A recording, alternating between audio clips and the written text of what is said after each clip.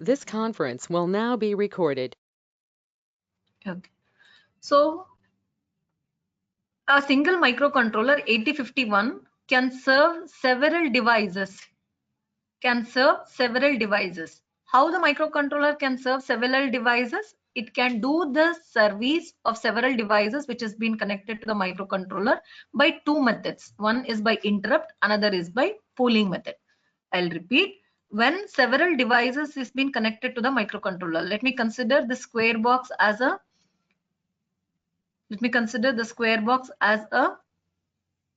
microcontroller, and few devices would be connected with this. I'll just consider this as 1, 2, 3, 4 and 5. Okay, 5 devices is been connected to the microcontroller, and the microcontroller has to serve or give its service to all these 5 devices. How this will be done? It can done in two different ways. One in interrupt method, another one is polling method. So let's see first what is polling method. Okay, so in the polling method, what exactly it does, this 8051 microcontroller checks first the first device whether it needs its service or not. If it needs, it provides its service to the first one. After completing that, it goes for the second. Okay, then if it needs, it gives its service, otherwise it goes to third. If it needs, it goes to third. If not, it goes to 4. If to 4 it needs, it will service the 4, otherwise it goes to 5. That is how the polling method occurs. I'll repeat. See, 5 devices has been connected to the microcontroller. In the polling method, each and every device will be chucked in the order or in the sequence, right? If it needs its service, it will provide the microcontroller will be providing its service to that particular device. Otherwise, it go to the next one. Okay, let me take an example. Students A, B, C, D, E are there for whom I am teaching. Okay, so I have to answer their doubts now. Clear? So how will I check? I will ask the student A whether he or she has any doubt. If he say or she says yes, I will answer to his doubt and then go for student B. If he doesn't have any doubt, I'll go for student C. If student C has any doubt, he can ask and I can clarify. Then I go for student D, then for student E, in the order like this. Hope everybody is understanding. This method is called polling method. Okay. Whereas in the interrupt method, how many devices are connected? 5 devices has been connected. Whichever the device needs its service, that will generate one signal called interrupt signal. Say for example, out of these 5 devices, okay, device 3 needs its service, means it will be generating its signal. Then microcontroller provides its service to device 3. If signal is generated by 4, interrupt signal, then microcontroller provides a service to device 4. Like that, it occurs in an interrupt method. So this is basically the difference between the polling and the interrupt. If I take a same example of interrupt to my class, say as an example, we have taken 5 students were there, A, B, C, D, E. I will not check individually like whether you have doubt, and so. Out of this 5 A, B, C, D, E students, whoever who has the doubt can switch on their mic and ask, like that. Hope you are getting the differences between the interrupt and the polling. Hope you are getting the differences between the interrupt and the polling. Okay, so moving to the next. And as I told, in the pooling method, we will be checking the individual devices one after the other, and that particular technique is called round robin technique. It has been given here. Okay, so this is the interrupt and the pooling, but what we study here is interrupt. Okay, so what is exactly an interrupt? In between here, here before in the classes, many a times we have studied and heard about the word interrupt. Hope everybody remember. It is a hardware generated call. So we'll see in detail what exactly it means specifically. Okay, interrupt is an external or an internal event that interrupts, that means disturbs, it breaks the microcontroller to inform that it has a needs the microcontroller for its service. I repeat, Microcontroller is an external or an internal event that interrupts the microcontroller to inform that it needs a service. Okay. So let us see if in a program we will be having a sequence of instructions like this.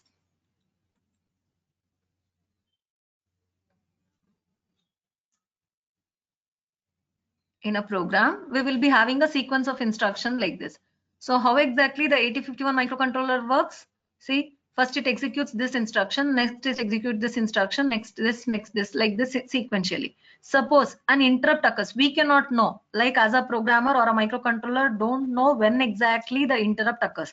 Whenever the interrupt occurs, it will stop working at that particular point and it will go for servicing that particular device. That exactly happens, and that is what the interrupt is. So how exactly the service will be provided? In order to provide the service to this particular device, microcontroller has a separate set of instructions. Microcontroller has a separate set of instructions which it has to execute. By that it can provide its service to this microcontroller, to this external device. I repeat, whenever the interrupt occurs, microcontroller stops executing the current instruction, okay, and it has to service the device which has been connected. Whenever it has to provide its service, how exactly that will be done? It will execute certain set of instructions, okay, certain set of instructions, and if it executes that set of instruction, it is nothing but it is providing a service to the external device. What is this set of instruction? It is nothing but interrupt service subroutine. Whatever interrupt service routine, it is in the short form, it is known as ISR. Set of instructions which will get executed whenever an interrupt occurs is said to be an interrupt handler athava interrupt service routine. Okay, this is about the interrupt basic. So till now what we have studied, what is exactly an interrupt, how exactly it is different from a polling method. Okay, as I have clearly told like what exactly is a polling method, based on which the differences is been written here. Observe, in polling method, microcontroller continuously monitor the status of all the devices. How exactly 5 devices is connected, it will check the first device whether it needs or not, second device whether it needs or not, third device whether it needs or not, like this, right? It has to keep checking each and every devices in the order. That is polling technique. Whereas in the interrupt, microcontroller need not to worry like whether it needs its service to any particular device or not. Whenever the device requires the service of the microcontroller, it itself generates an interrupt signal. It itself sends an interrupt signal, okay, by which the microcontroller can understand and it provides its service to the particular device. That is what exactly the interrupt mean. In polling method, okay, in polling method there will be definitely the waste of microcontroller. Hope everybody can understand, because ಈಗ say for example I have device 1 2 3 4 5 connected to microcontroller. ಈಗ ನನಗೆ if I am working, microcontroller is working for polling method, say for example first, second, third, fourth device does not require the service of the microcontroller, wherein which fifth one requires the service of the microcontroller. So what happens in a polling method? It will check first the first one whether it requires or not. If it requires, yes, it will provide. Otherwise, it will not. Second one, third one, fourth one. So even though these devices does not require its service, microcontroller is wasting time just by checking whether this device requires its service or not. Whereas this will not happen in the interrupt, because it can keep doing it. In the sense, microcontroller can keep doing its own task, whatever it is working. Whenever the device which has been externally connected is needed, that will be providing or generating a signal. That time it can work. That's it. So no wastage of time occurs in the interrupt method. Whereas in the polling method, priority cannot be assigned. As we have discussed, if there are 5 devices connected like 1, 2, 3, 4 and 5, right?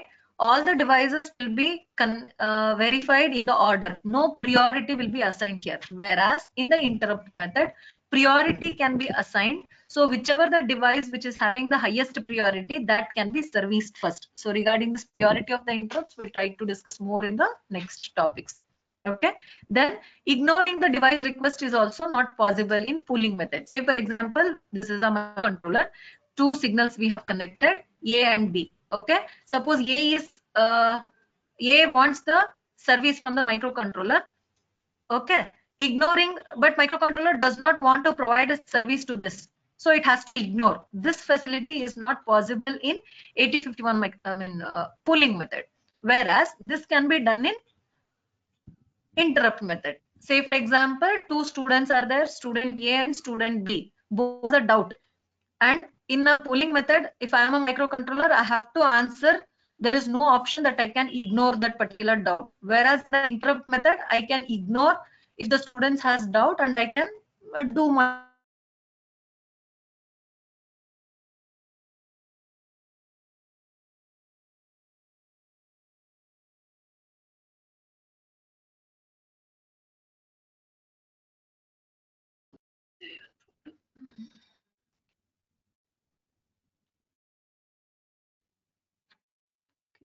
Is my voice audible?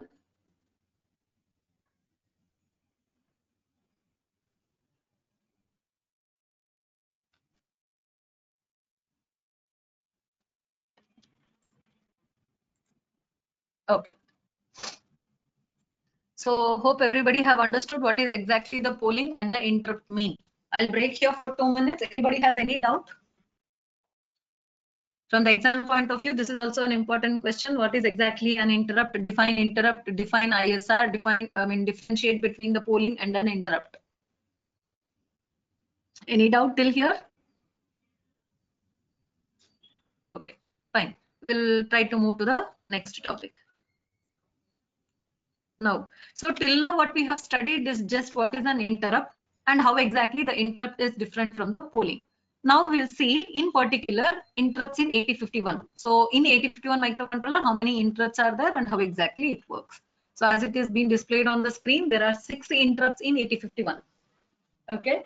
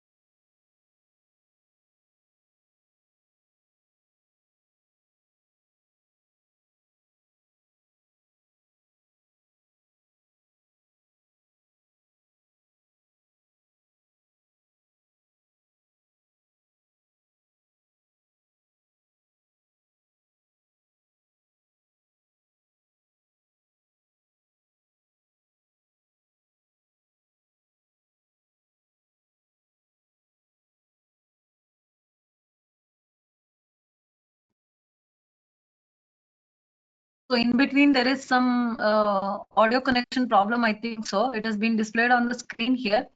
Whenever the audio connection is not clear here, I'll just stop my words. Okay. So please hold as it is for 2 minutes. It will get reconnected, I think. So hope it is clear now.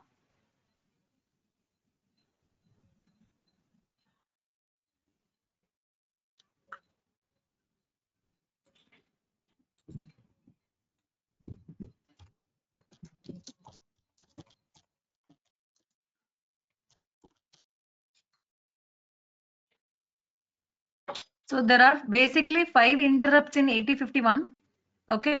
So, but specifically speaking, 6. How exactly it becomes 6 is including the reset, because in any particular reset is also considered as an interrupt. So hope I need not to specify or explain more about reset. Reset means whenever we apply or press the reset button or reset signal, automatically the microcontroller gets resets. Microcontroller gets resets. Okay. So this is one particular interrupt. Hold for a while.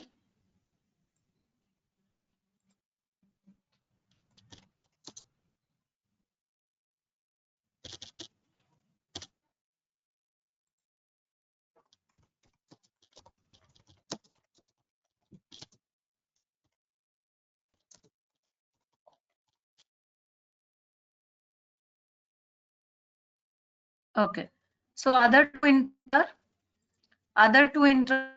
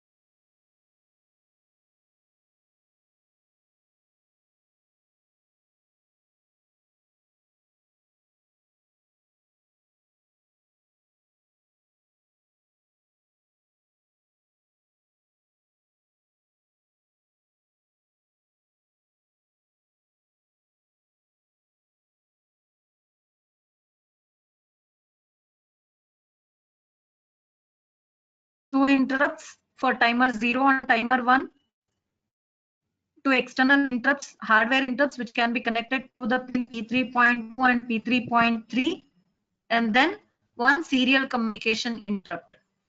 Try to keep in mind there is a serial communication interrupt here which works both for receiving the data and transferring the data. There is no separate interrupt like transmitting the data one or receiving the data another. Both receiving and transmitting have a same interrupt. So how many interrupts are there? Totally 6 interrupts. Okay, one is reset. Apart from reset, 5 interrupts. That is one for timer 0, one for timer 1, one is serial communication interrupt, and 2 external hardware interrupt. If it is an external hardware interrupt, you can imagine the interrupt is being generated by an external hardware. That external hardware can be a button, switch, push button, anything. Okay, so if it has to be connected, it should be connected through the pin P3.2 and P3.3. Okay, so all these 5 interrupts has its own vector address, its own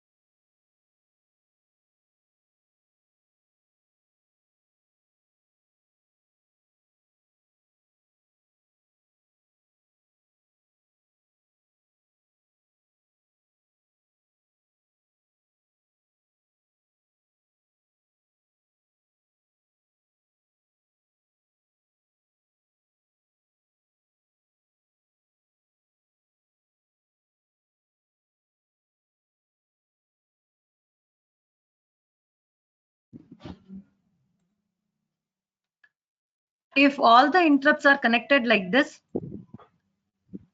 okay, suppose this particular interrupt generates an interrupt signal. So microcontroller has to execute the programs providing for this particular interrupt. So where exactly it will be working, it has to execute certain set of instructions that is called as ISR, interrupt service subroutine. So where this exactly will be stored, each and every interrupt subroutine should be stored in a particular address intended to it. So that particular address which is being intended is called vector address. So as you can see here, reset is having a vector address 0003. External 00003. I mean 000 is reset. External 0 is 0003. Similarly, timer 000B, external 13, timer 1B, 2 serial port 23. ಅಂದ್ರೆ ನಾವು ಈ ಪ್ರತಿ interrupt ಗೆ ಬರೆಯುವಂತಹ instructions ನ store ಮಾಡುವಾಗ ಅದರದೇ ಆದಂತಹ address ಅಲ್ಲಿ ಸ್ಟೋರ್ ಮಾಡಬೇಕು. ಸೇ ಫಾರ್ ಎಕ್ಸಾಂಪಲ್ ನಾನು ಈ ಇನ್ಸ್ಟ್ರಕ್ಷನ್ಸ್ ನ ಸೀರಿಯಲ್ ಪೋರ್ಟ್ ಗೆ ಬರ್ದಿದ್ದೀನಿ ಅಂದ್ರೆ I have to store compulsorily these instruction in the address 00023. Okay, ನಾನು ಇದೇ ಪ್ರೋಗ್ರಾಮ್ ನ ಎಕ್ಸ್ಟರ್ನಲ್ 0 ಇಂಟರಪ್ಟ್ ಗೆ ಬರ್ದಿದ್ದೀನಿ ಅಂದ್ರೆ I have to store these instructions in the address 0003. Okay, is it clear?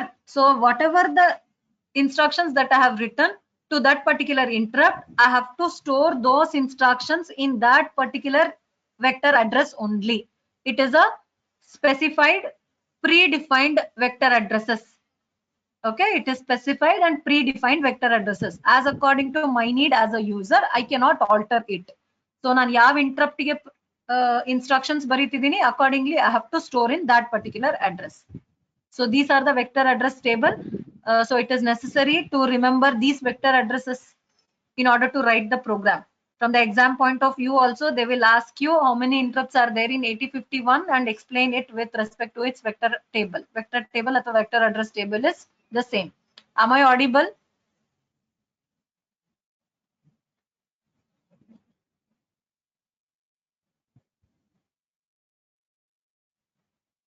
Okay.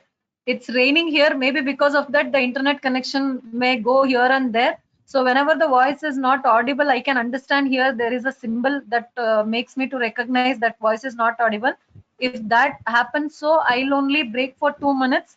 So don't come out of the class. Just hold for 2 minutes.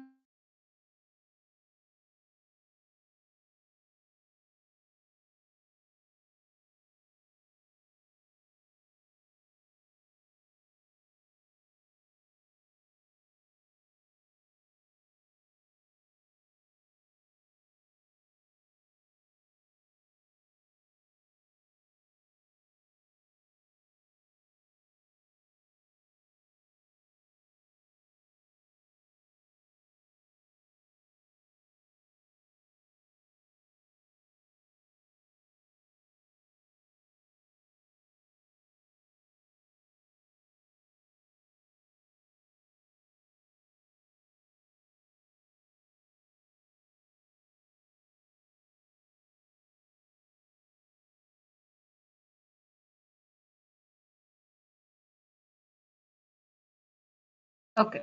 So for every interrupt, as we have already studied, there is a separate set of instructions called ISR, interrupt service subroutine, or an interrupt handler, which will be having its own addresses. So ಪ್ರತಿಯೊಂದು ಇಂಟರಪ್ಟಿಗೂ ಅದರದೇ ಆದಂತಹ interrupt address ಇರುತ್ತೆ. Vector interrupt vector ಅಂತ ಕರಿತೀವಿ. ಅದನ್ನ ಅಲ್ಲೇ store ಮಾಡಬೇಕು. Okay. Whenever an interrupt is invoked, microcontroller runs that particular ISR. So ಯಾವ ಇಂಟರಪ್ಟ್ ಬರುತ್ತೋ ಆ ಪರ್ಟಿಕ್ಯುಲರ್ ಅಡ್ರೆಸ್ ಗೆ ಹೋಗಿ ಅಲ್ಲಿರುವಂತಹ ಇನ್ಸ್ಟ್ರಕ್ಷನ್ಸ್ ನ ಎಕ್ಸಿಕ್ಯೂಟ್ ಮಾಡುತ್ತೆ. Say for example that is what we have told. ಈಗ ಟೈಮರ್ 0 ಇಂದ ಇಂಟರಪ್ಟ್ ಬಂದಿದೆ ಅಂತ ಅಂದ್ರೆ timer 0, if timer 0 has generated its interrupt, microcontroller will directly go to the address 000B, and that's how it comes to know, like, okay, the interrupt is generated by timer 0 and whatever the instructions which is present in 000B will get executed. That is how it is servicing timer 0. Similarly, if the interrupt is generated from the timer 1, it will directly go to the address 0000001B and it will execute the instructions which is present over there. Okay, so that is how it will get executed. Interrupts will get executed. That is what the statements written here. For every interrupt, there is a separate set of instructions, where a separate set of addresses wherein which we can store the ISR. Okay, whenever an interrupt is occurred, microcontroller runs that particular ISR, and for every interrupt there is a fixed location in the memory which is called as interrupt vector, as we have already seen. And the group of memory locations that set aside to hold the addresses of the ISR is called interrupt vector table. As I told, the set of instructions will be there where exactly these set of instructions should be held in a particular address, and that particular addresses are called as interrupt vector table. This is about ISR and the interrupt vector tables. Moving to next. So now we have to study how exactly an interrupt will be serviced by the microcontroller whenever an interrupt occurs. Suppose, as I told, let me consider these are the set of instructions. These are the set of instructions. These are the set of instructions which will be executed by the microcontroller. Okay, so interrupt innu bandilla anta ankoli. There is no occurrence of an interrupt yet. So how exactly the microcontroller work? It will execute the first statement, then the second one, then the third one. It keeps executing like this. And microcontroller nor the programmer will not be knowing before when exactly an interrupt occur. Gotagala. Okay. So iga idon microcontroller device wherein which we have so many instructions and we are executing this. Idakku ಒಂದು external device connect ಮಾಡಿದೀನಿ. ಇದು push button ಅಂತ ಅನ್ಕೊಳ್ಳೋಣ. Okay, so yaro obru user, whenever he presses the push button which generates the interrupt, and programmer will not be coming to know that external person when exactly he presses the push button. Understanding? So whatever the time may be, the external person presses the push button, which generates an interrupt. So how exactly microcontroller works that particular time? Let me consider. Microcontroller is executing this instruction. Okay, it is executing this instruction. So it will complete the execution of this instruction and it has to go to the interrupt, servicing this particular interrupt. Before going, what it will do, it will store the address of the next instruction, where in the stack it will store the address of the next instruction in the stack. Okay, and then it will go and executes the interrupt service subroutine. After executing the interrupt service subroutine, hope you remember, it is in the similar way whenever the call instruction occurs. Whenever the call instruction occurs, it will go to the particular address, and before going to that particular address, the next instruction will be stored in the stack. Okay, so in call instruction ಅಲ್ಲಿ ಏನಂತ ಕರೀತಿದೀವಿ, subroutine ಅಂತ ಕರೀತಿದೀವಿ. Okay, so ಇಲ್ಲಿ ಅದನ್ನ interrupt subroutine ಅಂತ ಕರೀತೀವಿ. Hope everybody remember, every subroutine should end with an instruction called RET, right? Whereas in the interrupt, every subroutine should end with an instruction RETI, indicating return interrupt. Okay, so coming back, microcontroller will stop executing the particular instruction. Okay, the next instruction address will be stored into the stack and it will go to the servicing the subroutine. As this, whenever it executes that RETI, which is the last instruction in the ISR, it comes back, it restores the address of the next instruction into the PC and moves ahead. So the same thing which has been described in the steps here, let's try to understand this. It finishes the execution of the present instruction and the address of the next instruction will be stored onto the stack. Okay, it also saves the current status of all the interrupts internally, but not on the stack. It will store. Let us try to discuss this point in the next topic. It will store the current status of the interrupt. It jumps to the fixed memory location called interrupt vector table, which holds the address of an ISR. Iga, if microcontroller is executing this, e instruction na illig bandide anta ankolona. Let's consider the interrupt has occurred here. Let's analyze. The microcontroller completed execution of this instruction. Okay, next instruction address is also stored on the PC, onto the stack. Now, how exactly it will come to know that this particular instruction interrupt has occurred and which subroutine has to be executed? So once it comes to know that the interrupt is timer 0 or external interrupt, it will go to the vector table, check for that particular address. Okay, that is what it is indicated here. It jumps to the fixed memory location called the interrupt vector table, which is holding the address of ISR. Once after doing this,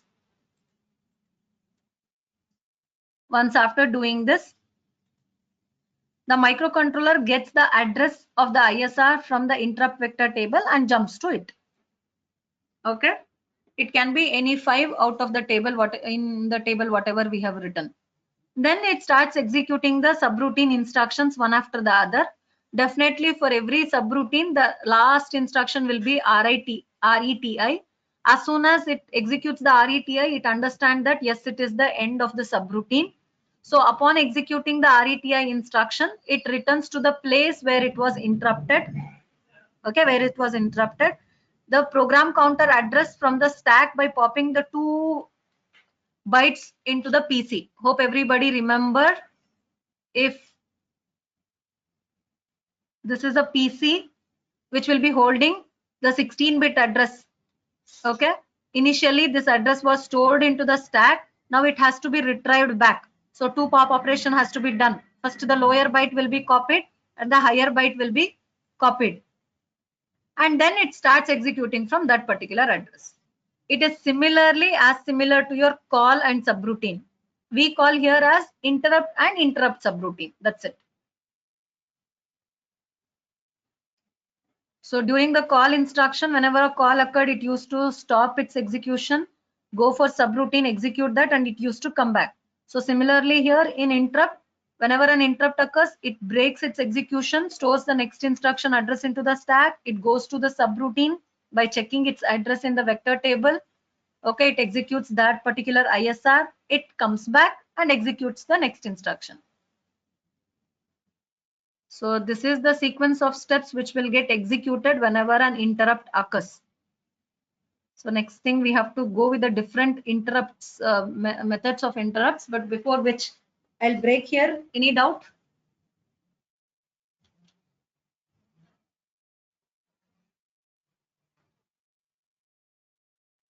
Any doubt?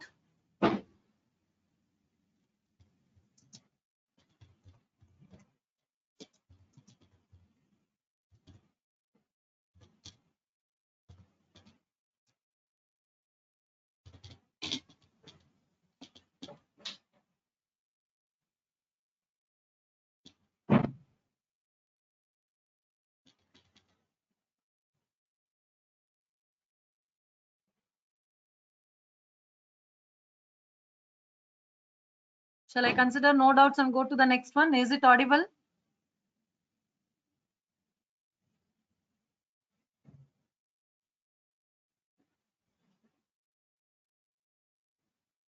Okay. So till now what we have studied is about the interrupt.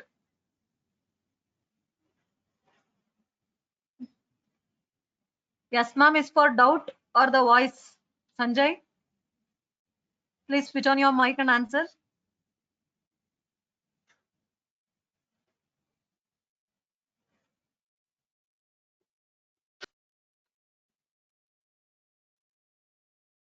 Fine. Okay. There are. Tell me, Sanjay. Tell me.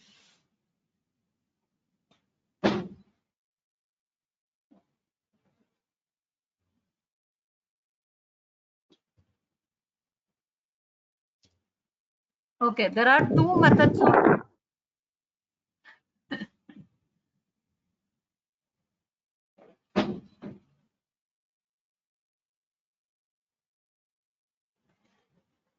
Okay.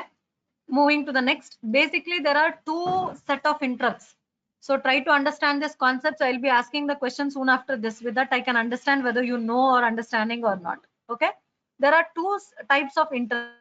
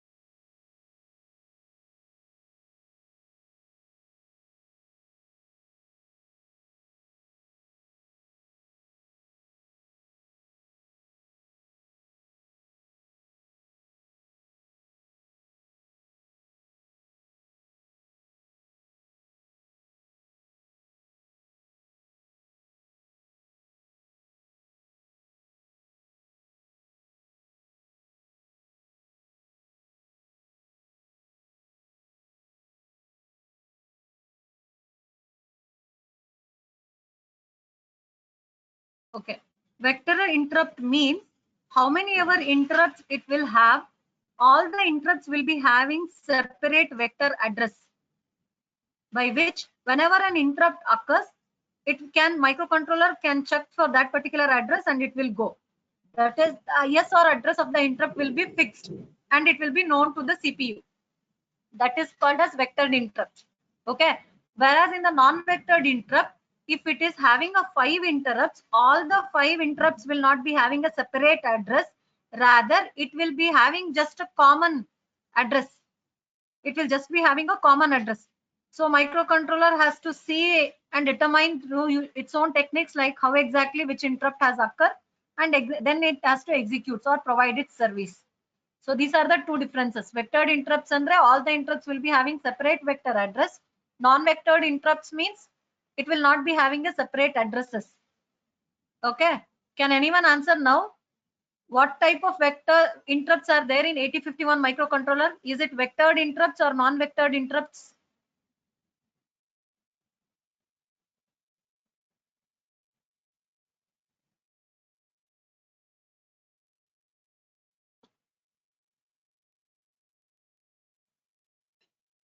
Yes, the interrupts present in 8051 are called vectored interrupts because we have seen that all the interrupts will be having its own addresses.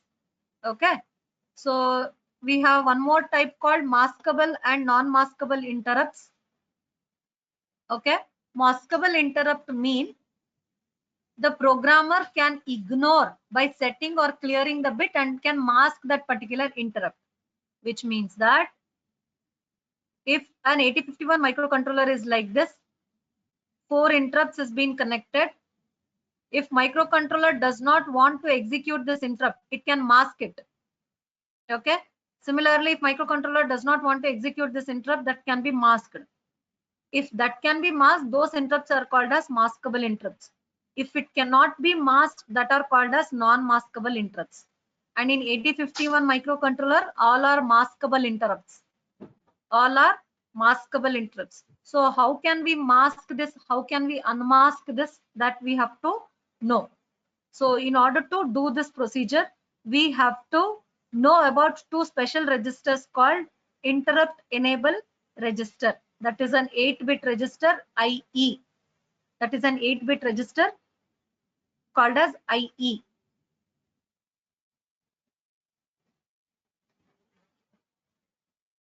Am I audible? Is the sound of rain is disturbing?